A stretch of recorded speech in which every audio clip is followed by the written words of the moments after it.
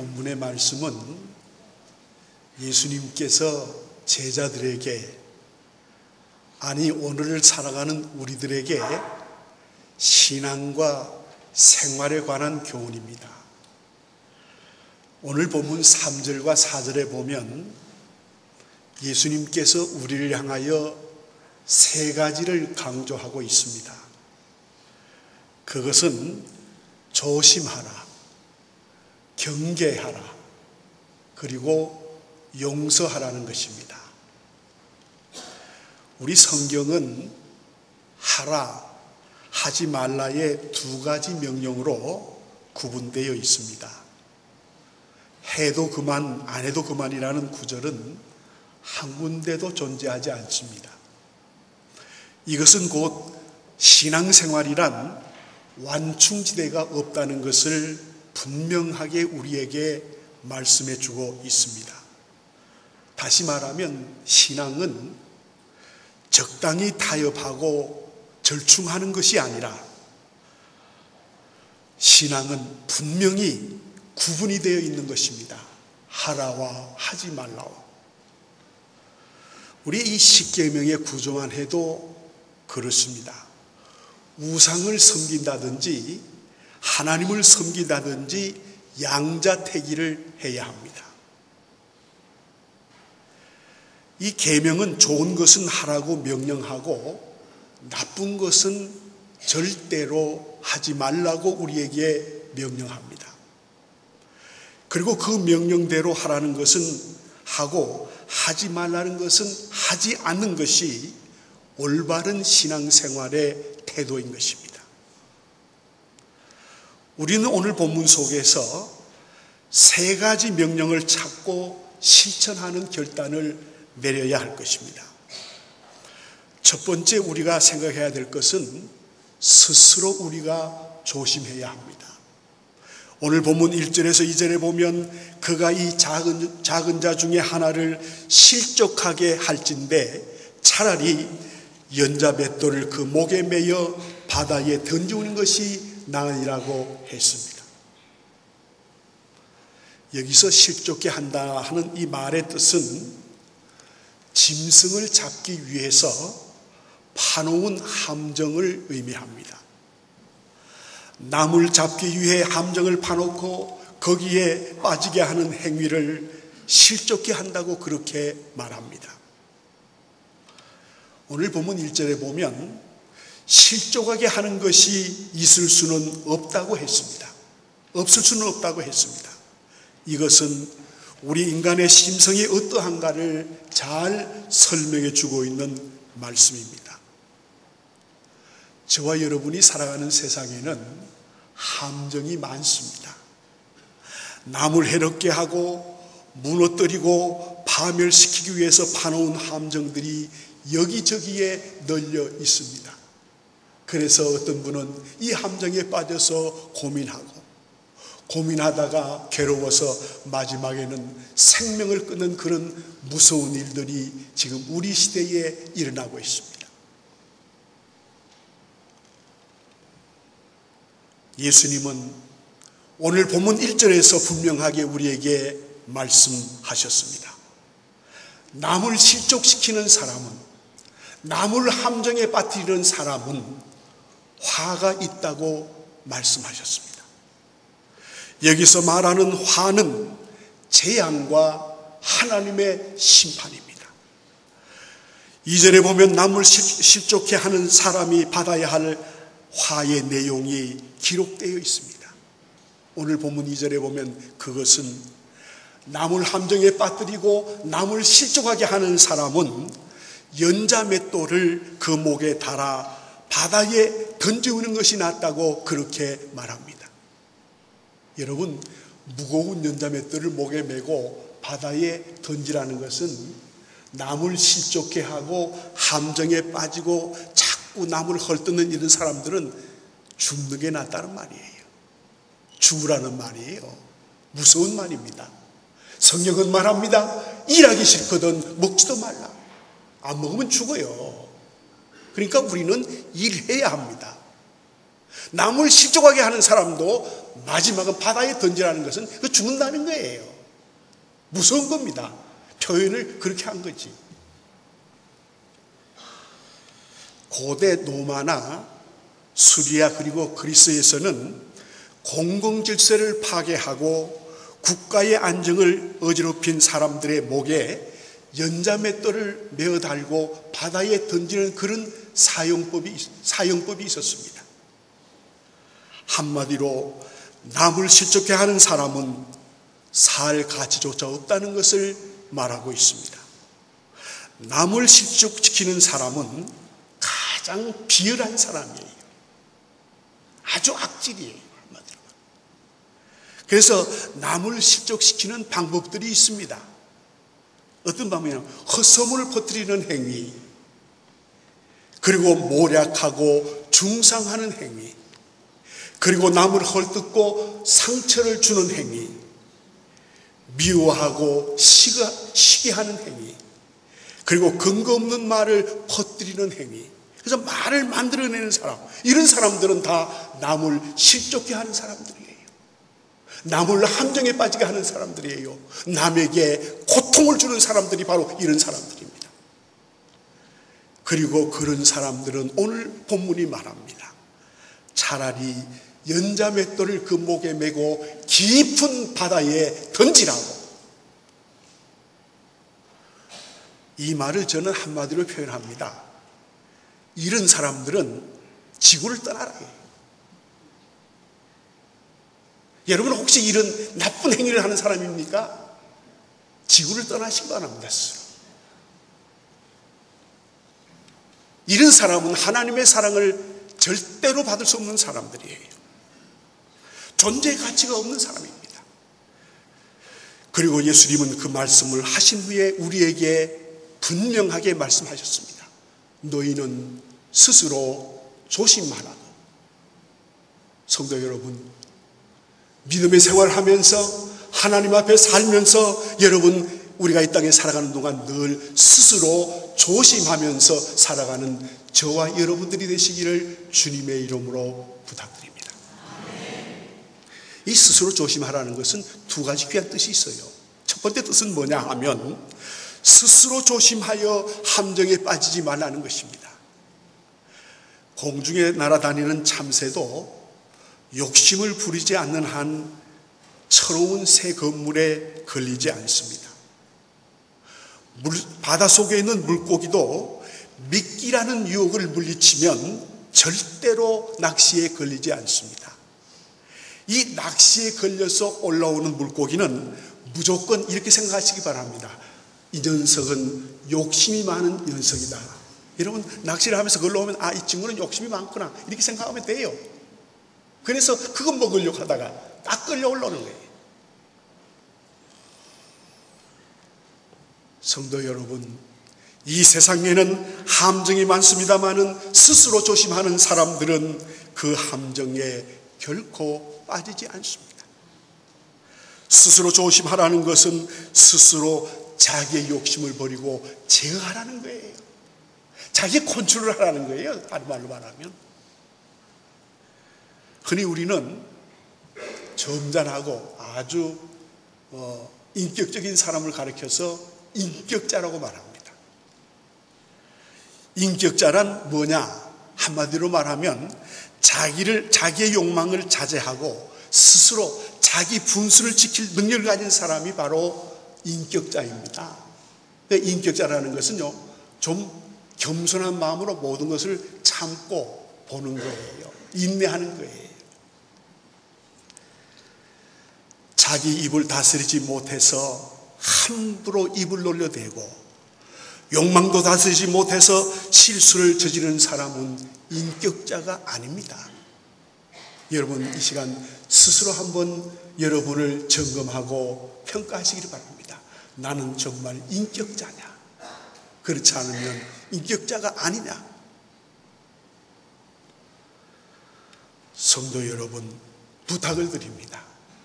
여러분 이 땅에 살아가는 동안에 우리가 믿음의 생활을 하며 하나님 앞에 사는 동안에 말 조심하시기를 바랍니다. 행동 조심하시기를 바랍니다.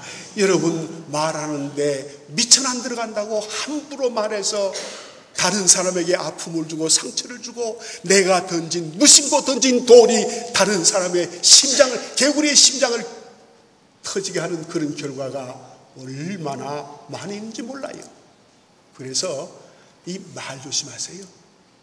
행동 조심하세요. 그래서 남에게 상처 주는 그리스도인은 그리스도인이 아닙니다. 그런 사람들은 지구를 떠나야 합니다. 두 번째, 스스로 조심하여 다른 사람을 실족시키는 일을 하지 말아야 합니다. 내가 잘못해서 함정에 빠지는 것도 잘못입니다마는 남을 빠뜨리기 위해서 함정을 파는 사람이 있어요. 남을 실족시키는 사람이 있어요. 이것은 큰 잘못입니다. 하나님이 싫어하시는 일이에요. 어느 동네에 원수처럼 지내는 두 집안이 있었습니다. 3대째 원수가 됐대요. 3대째. 참. 그래서 이 집안은 그냥 만나기만 하면 막 사사건건 싸움이 일어난대요. 어느 날 김신의 집안 남자들이 몰래 최신의 집안 집 식구들이 다니는 통행로에 깊은 웅덩이를 파고 거기에다가 오물을 채우고 나무가지와 집단을 덮고 그 위에 흙을 덮었습니다. 날이 새면 최신의 식구가 지나가다가 빠지라는 그런 무서운 함정이요, 계략이었습니다. 그런데 그 사실을 전혀 모르고 있던 김씨집 부인이 아침 일찍이 일어나서 물뚱이를 이고 물 길러 가다가 그만 그 함정에 빠지고 말았습니다. 여러분, 식구들이 판 함정에 빠진 꼴입니다. 이런 말이 있습니다. 자업자득이라고. 내가 뿌리고 내가 거둔다는 말과 같습니다. 남을 해치기 위해서 함정을 파면 자신이 그 함정에 빠지게 되는 거예요. 여러분, 성경은 분명히 말합니다. 심는 대로 거두느니라. 잘 심으셔야 돼요. 여러분이 잘못 심고 여러분의 함정을 심고 남에게 상처를 주면 그 상처가 그 순간에는 마음이 시원한지 몰라도요, 그게 자손들에게 저주로 물러가게 되는 거예요. 왜 여러분 자손들에게 저주를 물려줍니까? 왜 자손들에게 여러분 아픔을 물려줍니까? 그러므로 우리가 부모로서, 부모뿐만 아니라 그리스도인으로서 우리는 늘 스스로 조심해야 하는 것입니다.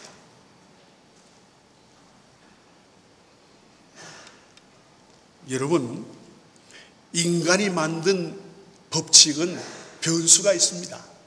그러나 자연 법칙, 하나님이 만든 법칙은 정직합니다. 예를 들어서 콩 심으면 콩이 납니다. 파 심으면 팥이 납니다. 적게 심으면 적게 거두게 되는 것입니다. 신앙 법칙에도 신앙 법칙도 정직하고 정확합니다. 예수 믿으면 구원을 받습니다. 구원받으면 천국 가는 거예요.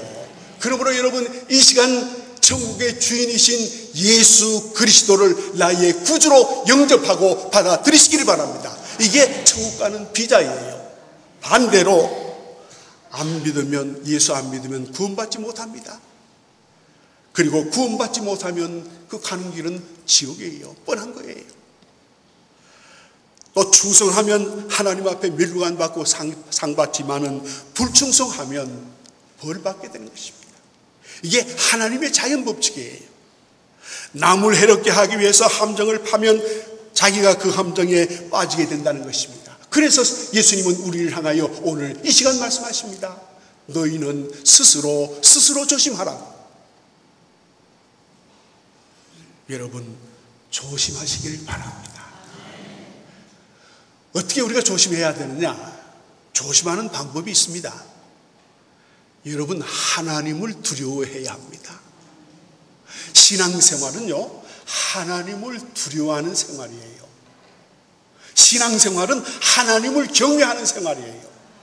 이 경외한다는 말은 무슨 말이냐 하면, 구약 성경을 쓴 히브리어에 보면 이 경외한다는 말이 우리 성경에는 경외로 하나로 끝나지만은 히브리어에는 야다라고 표현이 되어 있어요. 근데 야다라는 그 말은 여러 가지로 표현을 하고 있습니다. 야다라는 말은 첫째로 하나님을 두려워하라, 하나님을 사랑하라, 하나님을 존경하라, 이런 말이 되어 있는데 제일 중요한 것은 하나님을 두려워하는 거예요. 여러분, 신앙생활을 우리가 스스로 온전히 하려면 늘 하나님을 두려워해야 합니다.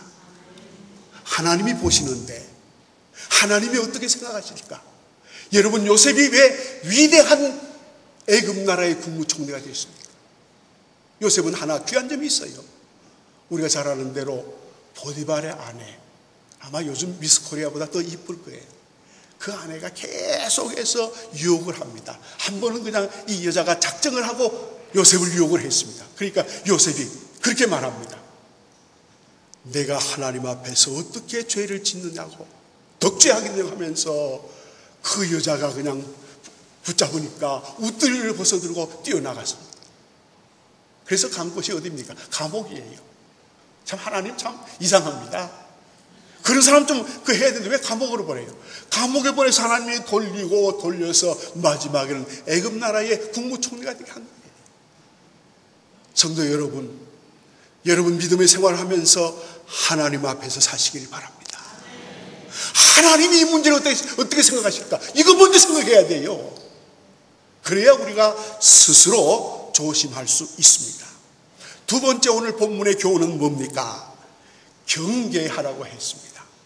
3절에 보니까 만일 내 형제가 죄를 범하거든 경고하라고 했습니다. 이 말씀이 주는 몇 가지 의미가 있습니다. 그 첫 번째 의미는 우리는 죄를 경계해야 합니다. 죄는 언제나 하나님의 명령을 등지게 하기 마련입니다.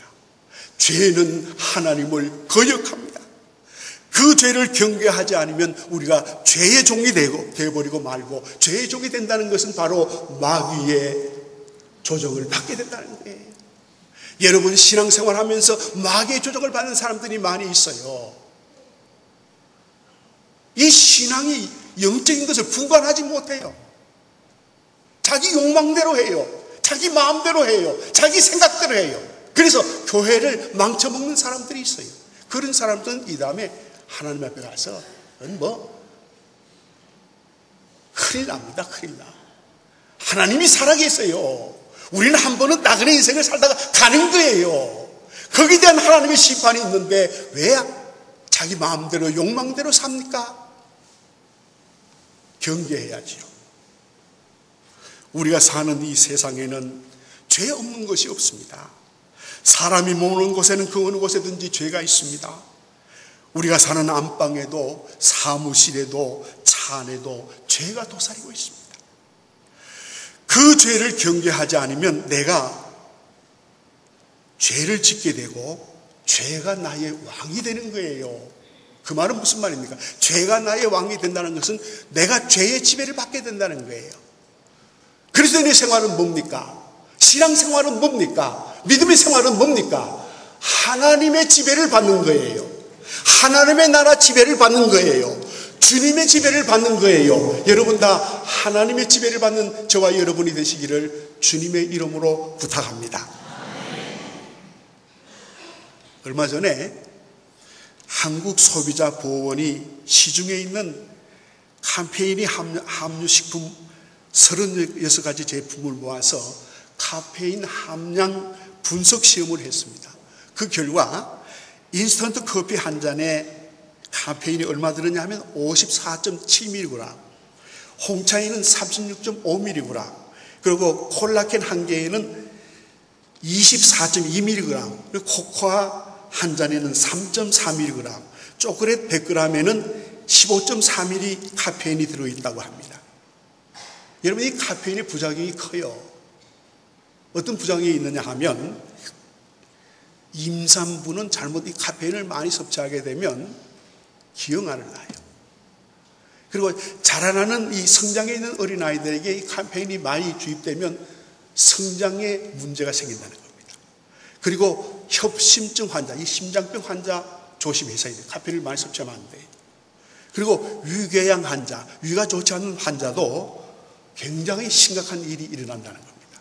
이것은 제가 하는 말이 아니라 의학자들이 연구 결과 말하는 거예요. 그런데 문제는 우리 주위에, 우리 집에 있는 냉장고 안에는 그런 음료들이 많이 널려 있습니다. 그래서 우리는 스스로 조심하지 않으면 안 되는 것입니다.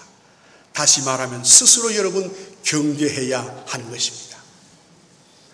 자, 이제 마지막 교훈은 주님이 용서하라고 했습니다. 3절에 보면 회개하거든 용서하라고 했습니다. 용서에는 단서가 반드시 붙습니다.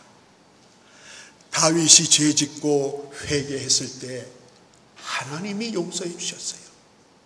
이스라엘 민족이 하나님 앞에 대항하고 대들고 죄질 때마다 회개했을 때 하나님이 용서해 주셨어요. 둘째 아들이 집을 떠나 방황하고 죄를 짓다가 돌아와서 아버지께 회개했을 때 용서해 주셨습니다. 이것이 바로 하나님의 사랑이요 자비인 것입니다. 문제는 진정으로 회개하느냐인 것입니다. 여러분, 진정한 회개가 무엇입니까? 진정한 회개는 첫째로 자기 잘못을 인정하는 것입니다. 그리고 두 번째는 잘못을 뉘우치는 것입니다. 세 번째는 그 잘못을 마음 아파하는 것입니다. 네 번째는 그 잘못을 하나님 앞에 고백하는 것입니다. 다섯 번째는 잘못에 대한 용서를 구하는 것입니다.